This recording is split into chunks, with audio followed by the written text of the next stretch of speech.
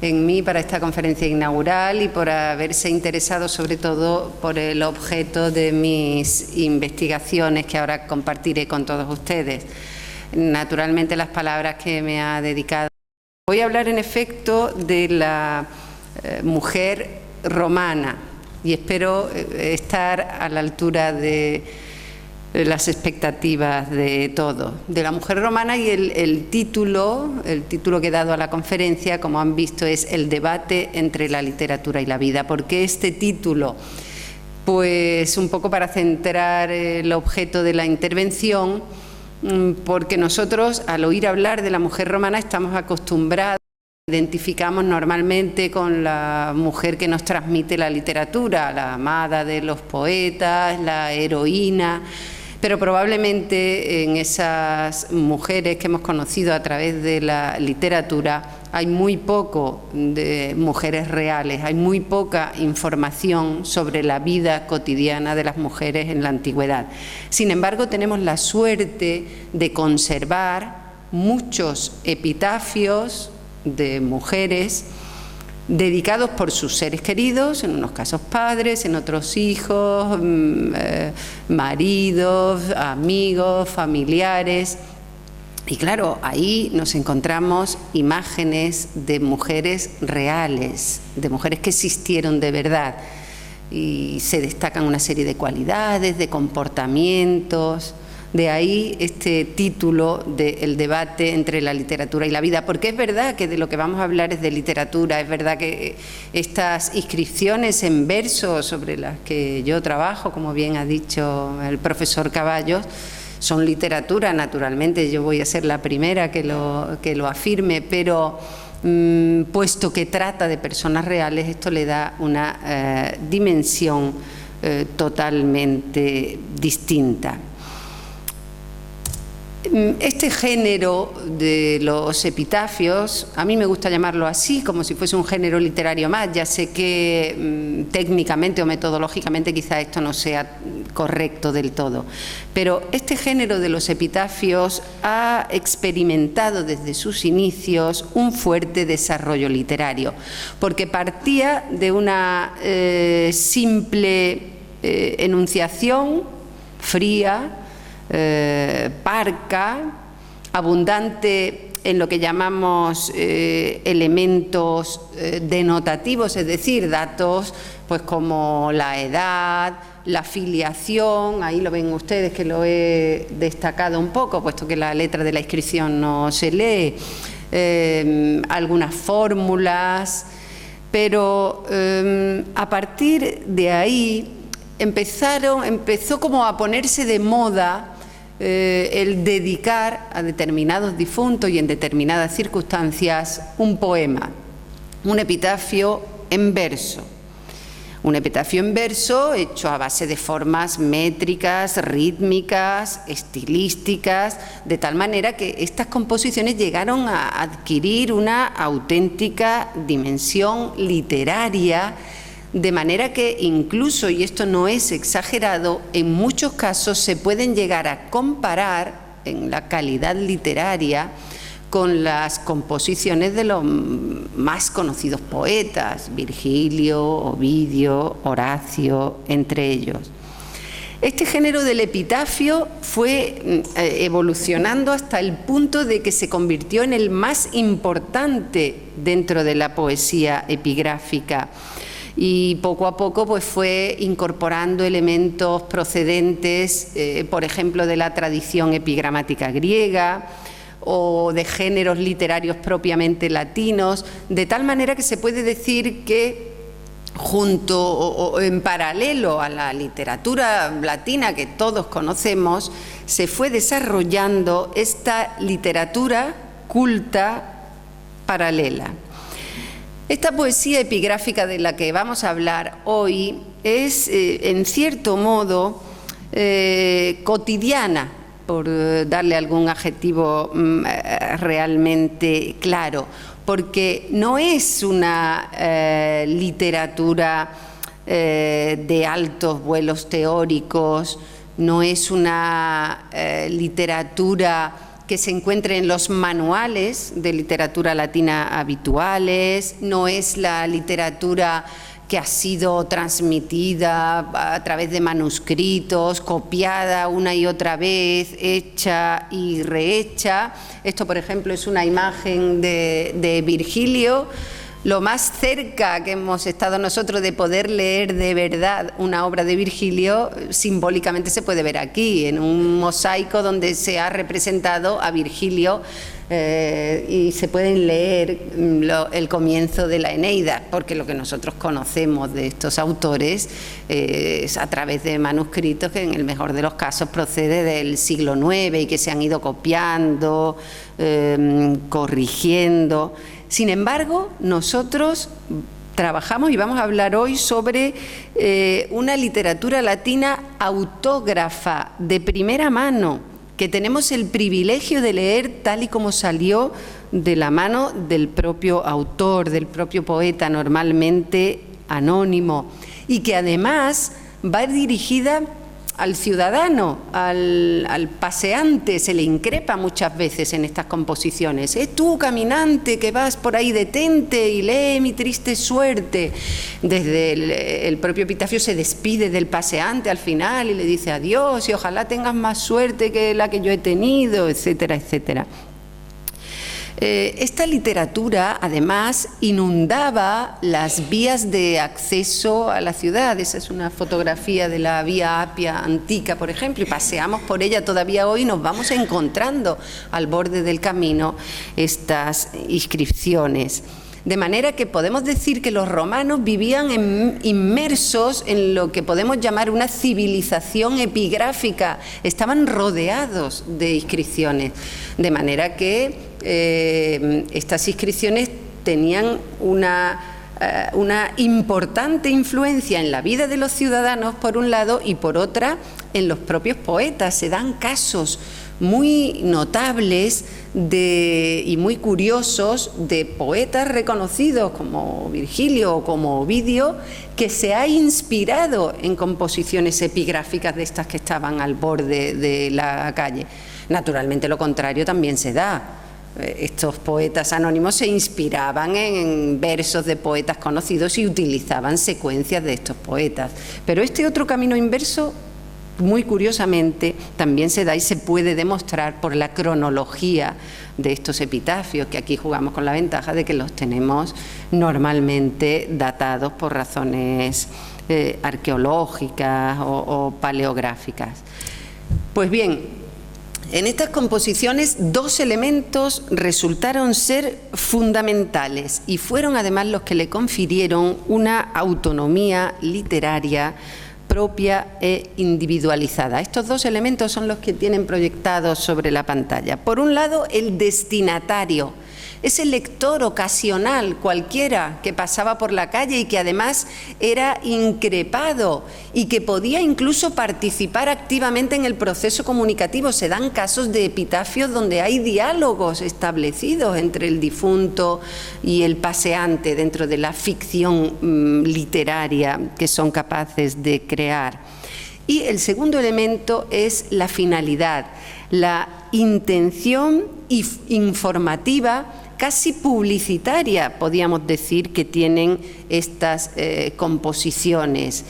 Claro, esa combinación de, por un lado, un destinatario ocasional al que se le quiere hacer partícipe del mensaje y, por otro lado, esa función publicitaria donde a través de como la cartelería de hoy en día, ¿no?, a través de un mensaje físico, de un soporte, se quieren dar determinados mensajes, pues todo eso hizo que se desarrollaran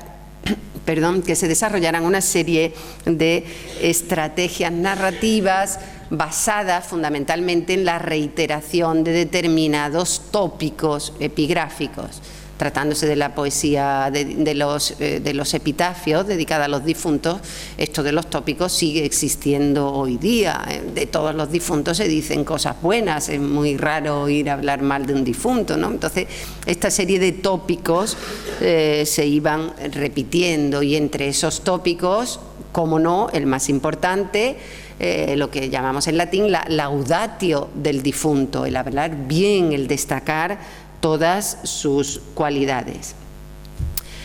Este es un epitafio, no en verso, pero me ha parecido muy interesante traerlo aquí, dedicado a Postumia Matronilla, una mujer de la que se destacan una serie de cualidades que tienen ahí también traducidas, de manera que esta pobre mujer era una esposa incomparable, buena madre, abuela entregadísima, honrada, religiosa, trabajadora, buena persona, eficaz, atenta, solícita, mujer de un solo hombre, de un solo lecho, insiste, porque esto era muy importante en la antigüedad y en casi todos los epitafios se menciona, muy apañada y leal.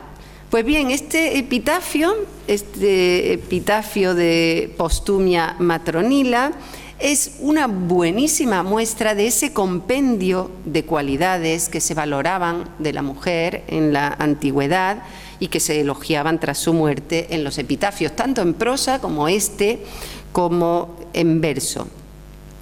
De hecho, uno de los motivos de laudatio más comunes en los epitafios en verso en general es precisamente el elogio a las virtudes femeninas. Este ineludible tópico de la laudatio del difunto, a través de los distintos temas que engloba, ahí les señalo también sobre la pantalla algunos, pues la vida irreprochable, la pietas, es decir, el cariño que es capaz de despertar entre sus seres queridos, los méritos de su profesión, el elogio de la paupertas, es decir, de tener una vida austera, o de la amiquitia, otra cualidad también valoradísima. Todo este conjunto de cualidades nos proporciona un retrato, desde luego embellecido por la literatura, no vamos a negarlo, pero en definitiva un retrato del ciudadano de a pie romano. Y esto confiere a estas composiciones un valor documental importantísimo. Se trata de composiciones literarias, sí, pero composiciones literarias que proceden de tumbas reales, que no son meros ejercicios literarios, como la mayor parte de los griegos, por ejemplo, sí lo son.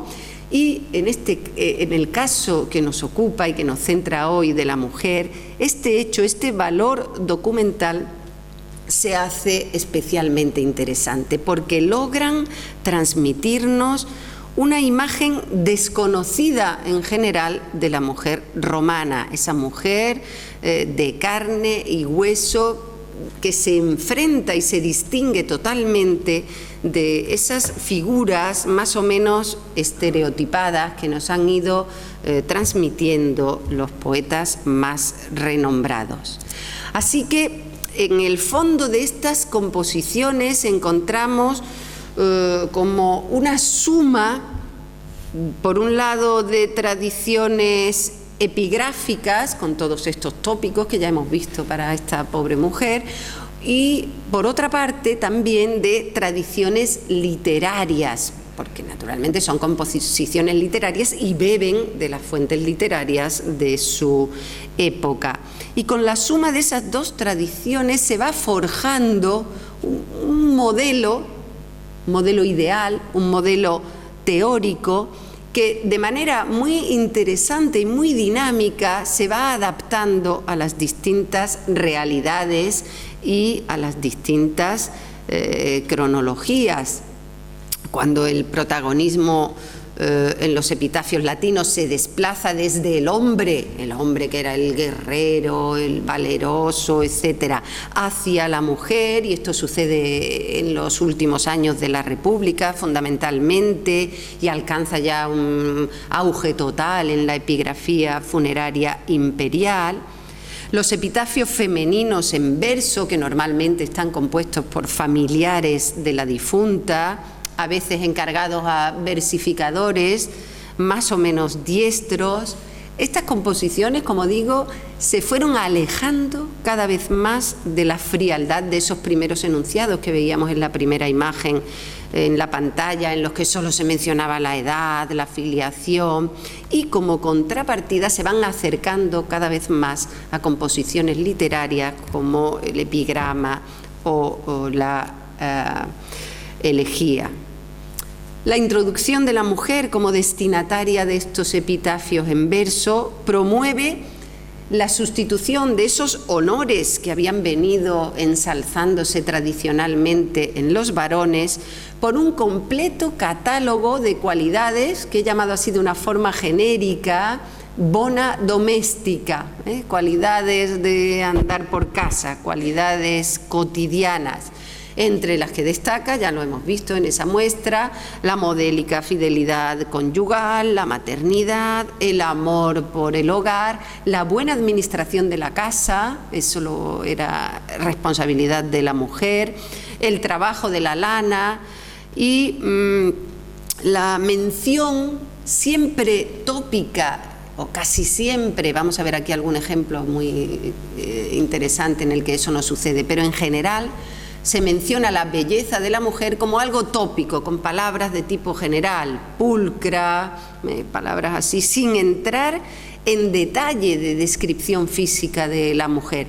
Y eso es un hecho notable y que probablemente se deba a la falta de modelos literarios para la descripción física de la mujer, porque de manera muy curiosa, prácticamente muy poco en la literatura griega, prácticamente nada en la romana, en la latina, se encuentra de descripción física de la mujer. Y claro, a falta de esos modelos literarios, pues en estas composiciones tampoco se encuentra.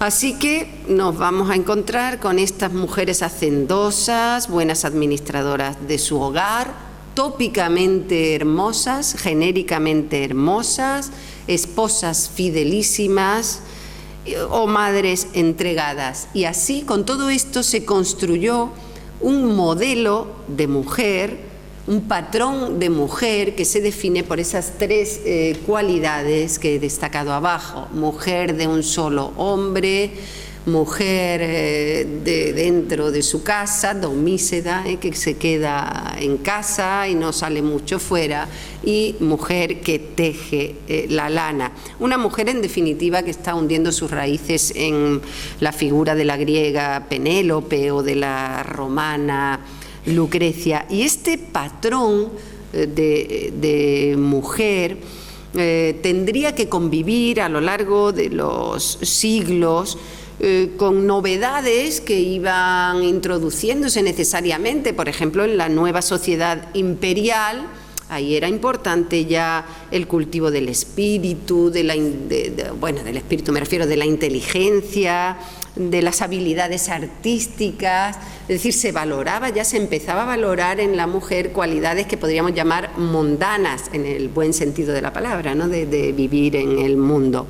Y no digamos nada del cambio de valores que trajo el cristianismo, donde ya la castidad y la conducta ejemplarizante, es decir, van llegando valores, pero que de manera muy curiosa y muy lograda literariamente siguen conviviendo con este modelo que tenemos aquí delante. Un modelo a veces conservador, a veces innovador. Hoy vamos a ver ejemplos de lo uno y de lo otro y de las dos cosas combinadas en buena armonía, que estaba condicionado desde luego por factores de diversa índole, la mayor o menor inspiración de los autores. Claro, no todas las composiciones son igualmente brillantes, el uso o el abuso incluso de modelos literarios, la cronología del epitafio, la relación que existe entre el dedicante y la dedicataria, porque no es lo mismo que sea un marido a que sea un patrono o a que sea un hijo. La relación que se establece es diferente y por tanto la estrategia literaria también. La edad, el estatus, la ocupación de la difunta. Todos esos factores influyeron, sin duda alguna, en la mayor o menor versatilidad de este tipo de elogios, que tiene el interés especial de estar, por una parte, basado en un catálogo preestablecido de cualidades, pero por otra parte, desarrollar algunas características más allá del tópico, que quizás sea en las que hoy nos vamos a centrar más, en los 4 o 5 ejemplos que les he traído.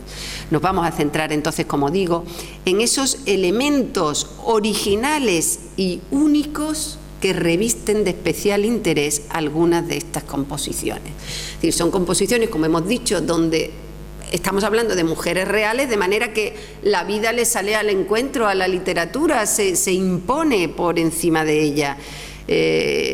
Y nos vamos a encontrar con poemas que combinan la literatura y la vida de manera, digamos, diplomática, pero nos vamos a encontrar con otras composiciones en las que la vida le ha ganado el terreno a la literatura y se ha puesto por encima de todos los tópicos.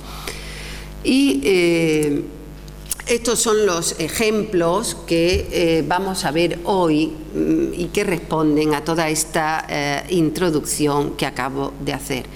Vamos a ver el epitafio dedicado a Claudia, es el más antiguo de todo. Todo esto que vamos a ver hoy sucede entre el siglo I a.C., fecha a la que quizá pertenezca esta inscripción, y el siglo III, la más tardía es la de Sabina, esta que está aquí abajo. Bien, pues vamos a ver algo de este epitafio de Claudia. No conservamos su soporte material, desgraciadamente, pero ahí hay un listado completo de todos los tópicos y, sin embargo, vamos a ver asomar ahí de manera muy notoria el verdadero afecto de su marido, y en algunas expresiones vamos a ver reflejado ese afecto. El caso de Éucaris, es una danzarina, una joven de 14 años que era bailarina, y su actividad artística es tan relevante y tan destacada, este es de en torno al siglo II, tal vez, después de Cristo ya, que se convierte en el núcleo generador del poema y es capaz de dejar a un lado todos los tópicos y no mencionarse nada de todo lo tradicional que acabamos de ver. Algo similar sucede, como vamos a ver, en el de Sabina. Sabina era una organista, también tiene esta actividad artística destacada. O el caso de Jucunda, si lo traducimos, es una inscripción fantástica, no solo por el soporte en sí, que es de una belleza, aparte del tamaño, que mide casi 2 metros, la imagen de la difunta, que es una citareda, una chica a punto de cumplir los 16 años, está esculpida en el propio soporte, es decir, que es una artista y que podía haberse destacado su actividad artística, lo mismo que se ha hecho en el caso de Éucaris o de Sabina, y sin embargo aquí, como la pobre murió de una enfermedad muy grave, ha sido la enfermedad la que se ha convertido en el núcleo y ha anulado el resto de los elementos. Y por último, una hermosísima composición de Alia Potestad, que la vamos a dejar para el final porque tiene unas características tales que sirve de síntesis para todo lo que lo que estamos viendo a lo largo de la tarde. Vamos a comenzar por la de Claudia. A Claudia la podemos caracterizar, siempre me ha seleccionado algunas de las expresiones de dentro del poema para caracterizar a la mujer, a la difunta en estos casos, y a Claudia la hemos caracterizado por este sermón elépido, por esta conversación amena, conversación atractiva, porque es una característica verdaderamente innovadora. Ya he dicho que no conservamos su soporte material, tiene un elogio, recibe un elogio de boca de su esposo o de mano de su esposo, absolutamente tópico, o más que absolutamente, aparentemente tópico, hasta el punto de que se ha convertido en el modelo de todos los elogios a la mujer posteriores. Muchos elogios femeninos se han hecho sobre este modelo. Pero aquí se sustituye la tópica mención de la fidelidad conyugal, eso que hemos visto y que hemos señalado, por un verdadero afecto del esposo. Viajero, lo que digo es poco, detente y léetelo todo. Ya fijaos que comienza con esa imprecación al caminante. Aquí está el no bello sepulcro de una bella mujer. No me llamaron a Claudia sus padres. Amó a su marido con todo su corazón. 2 hijos engendró, a uno lo deja en tierra y bajo tierra sepulta al otro. De conversación encantadora a la vez que de andar elegante. Veló por su casa, tejió lana. He dicho, márchate. Claro, este afecto del esposo, aquí en este caso, es el que condiciona algunos elementos que yo considero centrales del poema, como por ejemplo una evocación velada, pero que estoy segura de ella, a la belleza de esta difunta. Es verdad que se ha hecho ese juego de palabras, el no bello sepulcro de una bella mujer, es verdad que se habla de pulcra, del adjetivo genérico, pero después estamos hablando de este sermón elépido y de este inquesu cómodo. Estamos hablando de una mujer que tenía una conversación muy atractiva, muy simpática y además que tenía una manera de andar muy atractiva. ¿Por qué es atractiva esta manera de andar? ¿Por qué es tan importante que aquí se evoque este inquesu cómodo? Estos andares elegantes, porque es la primera vez que se menciona en la literatura latina a una mujer en movimiento y porque seguramente en esta evocación el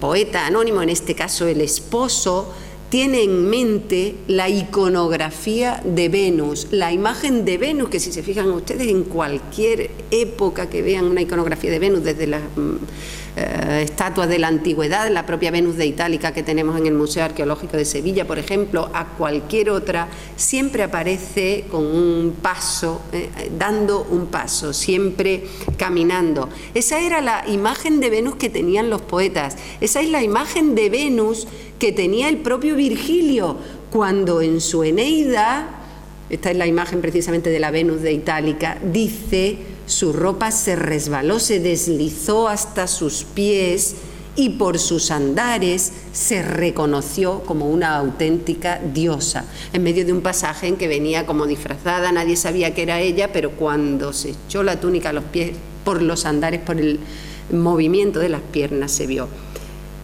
Aquí, en este inquesu cómodo, seguramente hay una evocación a la imagen de Venus, tomada de Virgilio, no necesariamente, no siempre tenemos que estar pensando en que estos poetas desconocidos copiaban de los poetas conocidos, ni siquiera viceversa, que los poetas conocidos se inspiraban en estas inscripciones. Sencillamente hay un universo cultural común a todos, porque ellos están rodeados de esta iconografía y se sienten inspirados por ella en la misma medida. Esta manera armoniosa de caminar de Claudia es la imagen que le ha quedado a su marido y es la imagen que nos transmite en este epitafio, que siendo tópico, el más tópico de todos, el modelo de todos los tópicos posteriores, ha lanzado ahí esas dos características absolutamente innovadoras. El siguiente ejemplo es el de Eucaris. Eucaris, erudita, es un cambio vocálico, omnes artes, que es su característica, ¿no? Instruida en toda clase de artes, en toda clase de habilidades. Es esta joven bailarina en cuya actividad artística vamos a ver cómo se insiste de una manera desacostumbrada.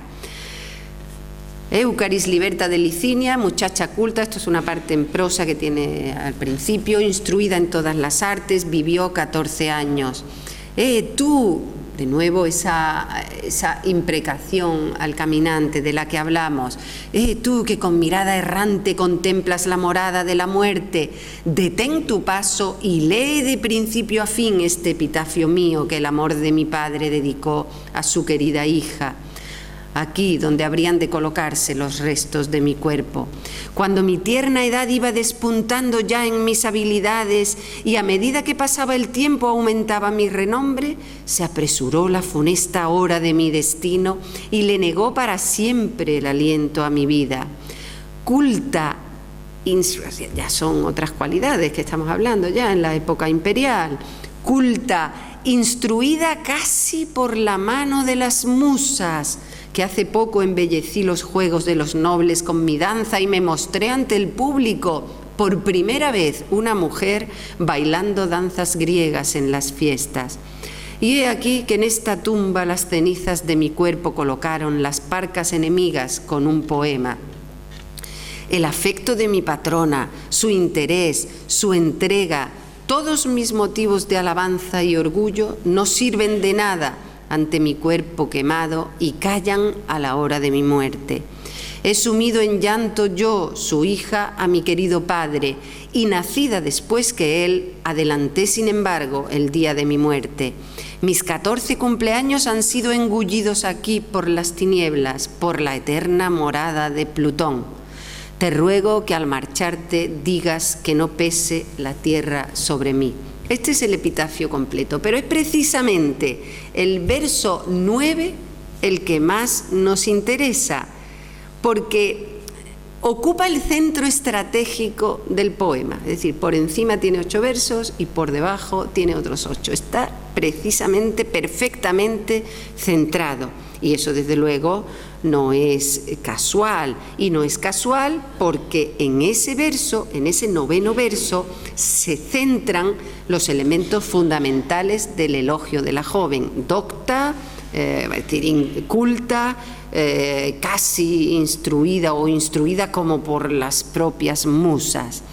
Es evidente entonces la insistencia del dedicante en destacar esta cualidad que ni es doméstica ni es física, ni se refiere a su belleza ni se refiere a sus características tradicionales de la mujer, sino que está relacionada con su saber, con su habilidad artística, y esto es lo que está condicionando todas las estrategias literarias del poema. No nos vamos a entretener ahora, pero yo tengo hecho un análisis, trazando la arquitectura perfecta de todo este poema en torno a ese verso 9, como cada palabra está perfectamente elegida, como ese docta es una palabra muy potente, porque se menciona, por ejemplo, por los poetas elegíacos, se convierte en un tópico a partir de Catulo.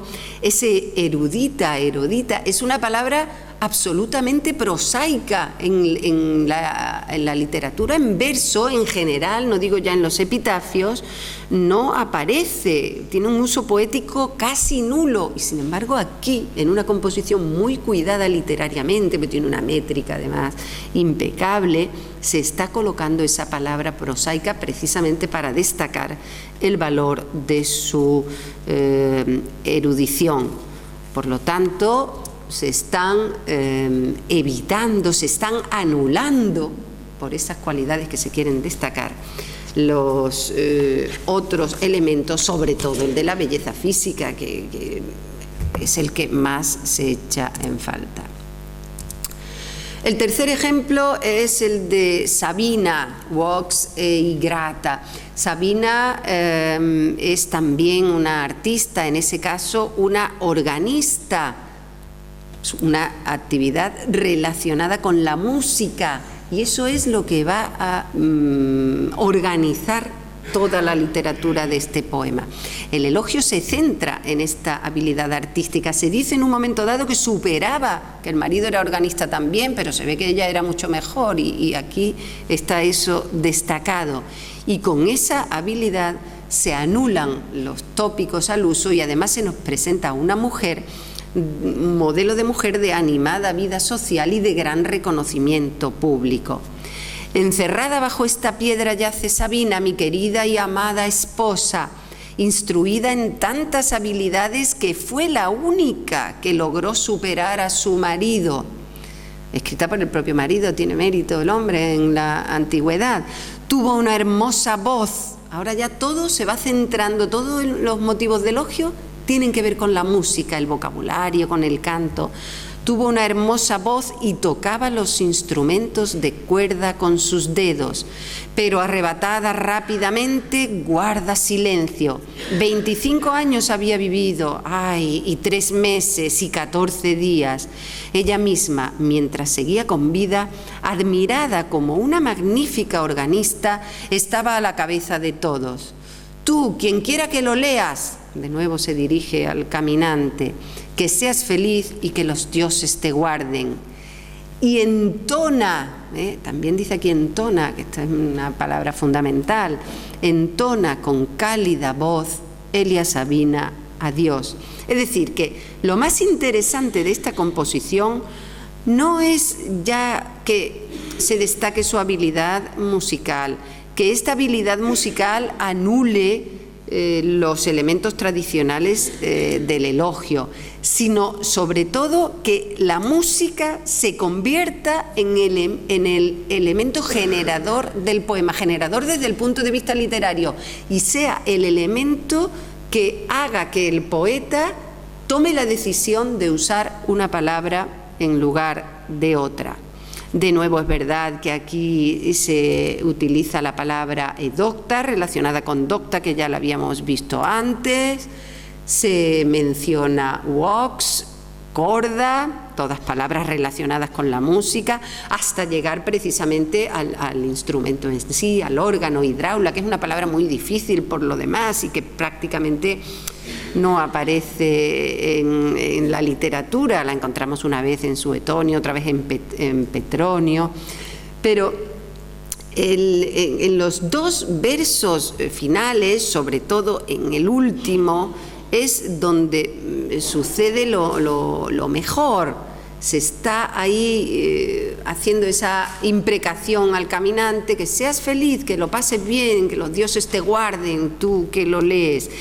Y entonces se recurre a un tópico, que es el pedir a los vivos, a los caminantes, a los lectores, que entonen, que pronuncien en voz alta el nombre de la difunta, en este caso. Eso forma parte de un tópico muy extendido, porque parecía el tópico de la llamada, para evitar lo que llamamos la secunda mors, que es el olvido. Y entonces, a fuerza de mencionar en voz alta el nombre del difunto, evitamos la secunda mors, evitamos el olvido. Pero aquí no se dice dicas, dic, lo que se dice normalmente en todos los epitafios, pronuncia, di el nombre del difunto. Aquí se está diciendo cane, canta, entona. Es decir, que hasta ese extremo ha intervenido la música en la gestación de este poema. El cuarto ejemplo es el de esta joven que mencionábamos, Jucunda. Jucunda, le hemos seleccionado del poema este Fesa tribus lustris, desahuciada con apenas, con 3 lustros, con 15 años, porque esto es lo que da, es casi jugar a ponerle título al poema partiendo de la propia composición, destacando lo que consideramos que ha generado las expresiones literarias. En este caso ha sido su enfermedad.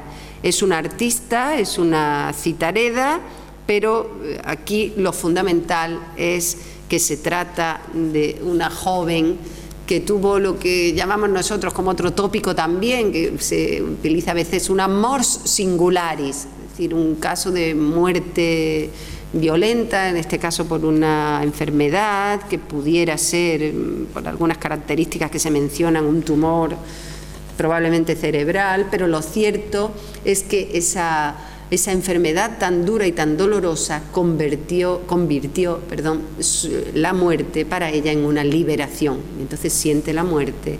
Esto forma parte también de ese otro tópico, mors mala solvit, ¿no? La muerte cura todos los males. Desahuciada a mis 15 años, casi 16, cedí vencida al peso de mi destino. Es lamentable la causa prematura de mi muerte, capaz de abatir, lector, tu corazón. Pero llegada a mi fin, descanso en este lugar acogedor. O sea, se está viendo cómo para ella está a gustísimo ya tras la muerte, ¿no? Mejor esto que ver cómo la enfermedad llega a destrozar con violencia mi cuerpo. Gravosa antes para mí misma y con más razón insufrible para cualquiera, reposo ahora, libre de preocupaciones, bajo la hierba ligera. Os toca ahora a vosotros, padres, el cuidado de mi sepultura. Querido esposo, adiós para siempre. Que a mí no me pese la tierra y a vosotros los dioses os sean favorables. Sea propicio Febo para este poeta, como lo fue para mí en vida. Es decir, que en este caso la muerte irreversible, el dolor, la enfermedad han conformado este epitafio. Un epitafio que, tratando de una mors inmatura, que era uno de los tópicos más extendidos y que tiene un lenguaje asociado, es decir, todas las composiciones o la mayor parte de las que tratan de una mors inmatura, de una muerte antes de tiempo, pues utilizan 3 o 4 expresiones de manera obligada. Y aquí no, es una mors inmatura y se aparta de los tópicos al uso, no recurre a esas expresiones habituales. Tampoco se menciona ni uno solo de los tópicos que normalmente se tratan en los epitafios femeninos. Todo ello porque tampoco en su habilidad artística de Citareda se podía haber mencionado su actividad artística, y sin embargo es la enfermedad especialmente dolorosa y trágica la que se ha convertido en el centro del poema y hace que todo él se estructure en torno a la enfermedad. No voy a entrar en todos los detalles, pero la primera palabra del primer verso y además la primera palabra del poema, es decir, que estas composiciones es muy importante el lugar que ocupe cada palabra, porque hay lugares de privilegio, es precisamente fesa, una palabra de un significado potentísimo que está relacionado con un verbo que significa algo así como resquebrajarse y que en la literatura latina en general está asociada al cansancio y al agotamiento ya por la vejez y por la enfermedad. Y sin embargo esa palabra con todo ese significado está aquí, la primera del poema y la primera del verso, y además asociado a una niña, a una joven de 15 años que todavía no ha cumplido los 16. Es decir, y si fuésemos analizando cada una de las palabras, cada una de las expresiones, en cada una de las estrofas, está compuesto en estrofas de 2 a 2, en que el segundo verso siempre está metido, en cada una de ellas hay una palabra que tiene que ver con esta muerte dolorosa. Es decir, es lo que rige totalmente el poema. Y pasamos al último ejemplo, al de Alia Potestad. Bueno, veo que se ve bastante bien porque en sí mismo el propio soporte es de una belleza incalculable. Quizás este sea una de las mejores composiciones, con un texto muy cuidadosamente grabado a 2 columnas, como pueden ver, todas las letras del mismo tamaño, salvo el praescriptum en prosa que va arriba y otra estrofita que va abajo, centrada. Este poema, por sus características especiales, lo he dejado para el final porque, como decía, sirve de síntesis al contenido de toda esta exposición. Es quizá el ejemplo más representativo de este tipo de retratos, a la vez literario, porque de un valor literario incalculable, pero también verídico, auténtico, de una mujer real, de las que se dan unas características, como vamos a ver, que nos ponen en contacto con una mujer que existió en la realidad y que somos capaces de imaginárnosla. Es uno de los poemas más simbólicos y significativos, uno de los más largos además y completos que se dedican a la mujer. En este caso no voy a leer la traducción completa para no hacerlo demasiado largo, solo de una selección. El dedicante es el patrono, que no esposo, y eso es bastante importante para algunas de las cosas que ha podido decir en su interior. Y este dedicante, su patrono, ha recurrido a los tópicos más frecuentes de la poesía funeraria en general. Ha recurrido además a los motivos fundamentales del elogio a la mujer, todos los que hemos venido viendo desde el epitafio de Claudia y desde el primero que había puesto en prosa. Se ha inspirado además en modelos literarios clásicos. Aislamos secuencias, he puesto aquí una, por ejemplo, de Virgilio, hay más. Pero ha incorporado además elementos valiosos de la vida cotidiana, con todo lo cual nos ofrece un retrato a la vez literario y verídico de incalculable valor documental, y nos muestra además una buena síntesis de estas estrategias literarias, de estas estrategias narrativas con las que se ha ido abordando el elogio a la mujer en estas composiciones, dentro de una tradición a la vez literaria y verosímil, y esa verosimilitud se la ha conferido a estas composiciones precisamente lo que podemos llamar rasgos de romanidad que han incorporado estas mujeres reales a la imagen que teníamos procedente de las literarias. Quiero llamar la atención muy especialmente sobre los versos que el patrono, que no esposo, dedica a elogiar la belleza física de la difunta. Siendo este, como es uno de los motivos de elogio más tópicos, como hemos dicho, en general recibe adjetivos del tipo pulcra, etcétera, que hemos visto. Sin embargo, aquí, en este poema, tiene un tratamiento original, interesante y prácticamente único, en el que tal vez haya podido influir. Esto naturalmente no deja de ser una hipótesis que no está confirmada por la arqueología, la existencia de una estatua de la difunta que hubiese estado junto a la inscripción. De hecho, el verso 44 nos dice efigiem pro te teneo, guardo tu imagen en vez de tu persona. Es decir, que eso podría confirmar esta hipótesis. ¿Por qué digo que esta descripción física tan singular haya podido estar inspirada en la imagen de la difunta que estuviese junto a la esculpida, junto al monumento fúnebre?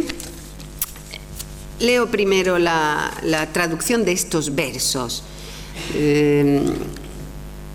Ella, de ojos hermosos, cabellos de oro, conservó también en su rostro una belleza de marfil, como dicen que no ha tenido nunca ninguna otra mortal, y en su níveo pecho el encanto de su pequeño pezón. ¿Y qué decir de sus piernas?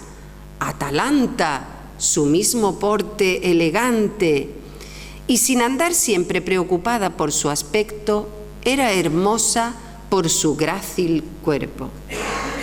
Como vemos, contrariamente a lo acostumbrado, el elogio no es genérico ni se limita a enumerar esa serie de términos tópicos, decor, pulcra, forma, etcétera, sino que directamente se aborda una descripción física detallada que coincide además con la descripción convencional que se hace del retrato, en la retórica, es decir, comenzando de arriba abajo. Y es esta descripción convencional y de arriba abajo la que precisamente nos anima a pensar que el poeta y dedicante aborda esta descripción basándose en una imagen concreta. Hipótesis que podría verse reforzada, como ya he dicho, por ese verso 44, guardo tu imagen en vez de tu persona. Así que la descripción comienza por los ojos, vamos a seguirla de arriba abajo, de ojos hermosos. Continúa con los cabellos, aurata capillis, dentro de la importancia de los cabellos de oro, del color rubio de los cabellos que predomina en la literatura a partir de Cátulo y del que todavía no nos hemos librado, porque las mujeres rubias siguen siendo las más elogiadas en general en las composiciones literarias de todos los tiempos. Continúa bajando hacia el rostro de marfil, dentro de la expresión tópica de Burnius, va bajando, y aquí ya sí que se vuelve totalmente original, cuando baja hacia el pecho, donde se detiene de modo insólito, y no ya solo en su color, pectore níveo, sino incluso en el tamaño y en el contorno de sus pechos, y tal vez hasta de sus pezones, que esto es algo inaudito, ese breuisilliforma papillae. Y luego continúa con las piernas y establece una comparación explícita con esa Atalanta, que era una heroína inmortalizada por Ovidio, precisamente gracias al poder y a la belleza de las piernas. No era vencida en la carrera por ningún varón, y pobre del que la venciera, porque moría inmediatamente.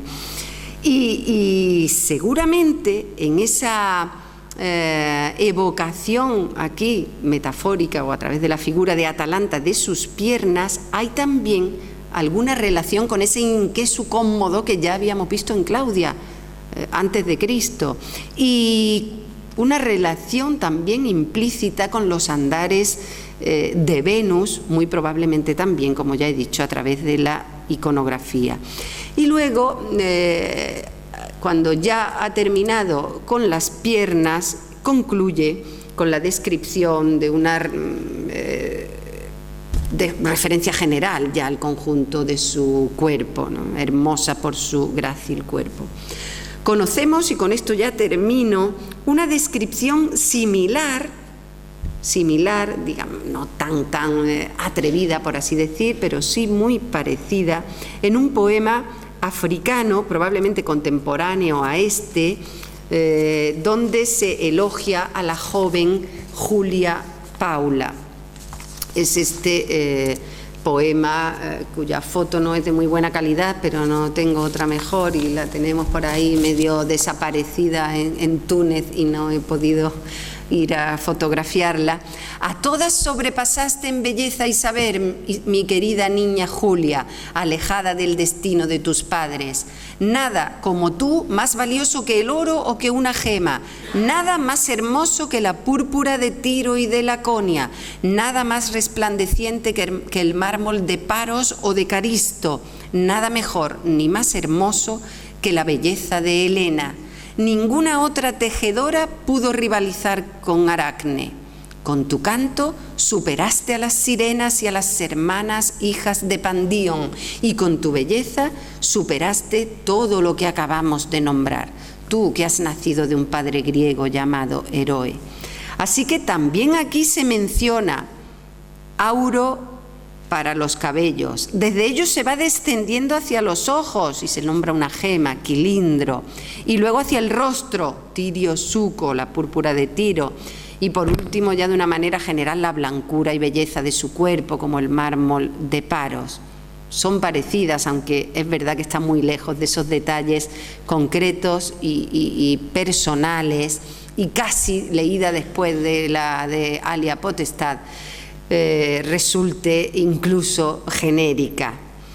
Pues nada más, espero con esta selección, con esta breve muestra, haberles podido transmitir el interés y la belleza de estas composiciones tan injustamente desconocidas por la historia de la literatura, Y quizá como conclusión podamos decir también en este caso que nos vale ese tópico, ese lugar común tan nuestro de que la realidad supera a la ficción.